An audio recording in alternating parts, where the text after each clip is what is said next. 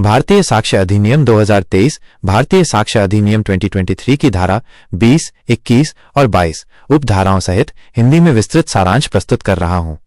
धारा 20, दस्तावेज की विषय वस्तु के संबंध में मौखिक स्वीकृतियां, oral admissions as to contents of documents. विषय: दस्तावेज की विषय वस्तु के संबंध में मौखिक स्वीकृति तभी प्रासंगिक रेलेवेंट होती है जब 1. वह पक्ष यह साबित कर सके कि वह द्वितीयक साक्ष्य सेकेंडरी एविडेंस प्रस्तुत करने का अधिकारी है, मतलब दस्तावेज का मूल उपलब्ध न होने पर उसके विषय वस्तु की पुष्टि करने वाला वैध तरीका है और यह वैध है। या 2. प्रस्तुति किए गए दस्तावेज की प्रामाणिकता जेन्युइननेस पर प्रश्न उठाया गया हो। उदाहरण: यदि किसी दस्तावेज के विषय वस्तु पर मौखिक रूप से गवाही दी जाती है तो वो तभी स्वीकृत होगी जब द्वितीयक साक्ष्य की वैधता साबित हो या दस्तावेज की प्रामाणिकता पर सवाल उठाया गया हो। धारा 21, नागर सिविल मुकदमे में स्वीकृति की स्थिति, एडमिशंस इन सिविल केसेस। विषय: नागर सिविल मुकदमे में कोई भी स्वीकृति तब प्रासंगिक नहीं मानी जाएगी यदि 1. उसे स्पष्ट शर्त के साथ किया गया हो कि उस पर गवाही एविडेंस नहीं दी जाएगी, या 2. परिस्थितियां ऐसी हो कि न्यायालय ये निष्कर्ष निकाल सके कि पक्षों ने आपस में सहमति कर ली है कि उस स्वीकृति पर गवाही नहीं दी जानी है।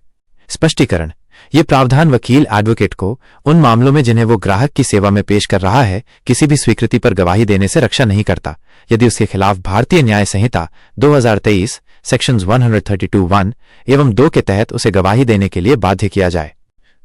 धारा 22, अपराधी क्रिमिनल मुकदमे में जब कबूलियां अवैध होती हैं, confession caused by inducement, threat, coercion और प्रॉमिस।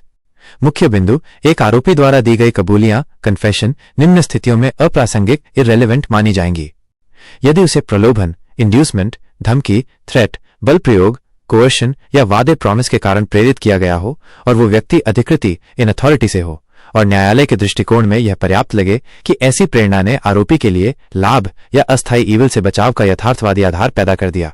प्रावधान प्रोवाइजोज: 1. यदि वो कबूलियां उस प्रभाव को पूरी तरह से हटने के बाद दी गई हों तो वो प्रासंगिक रेलेवेंट मानी जाएगी। 2.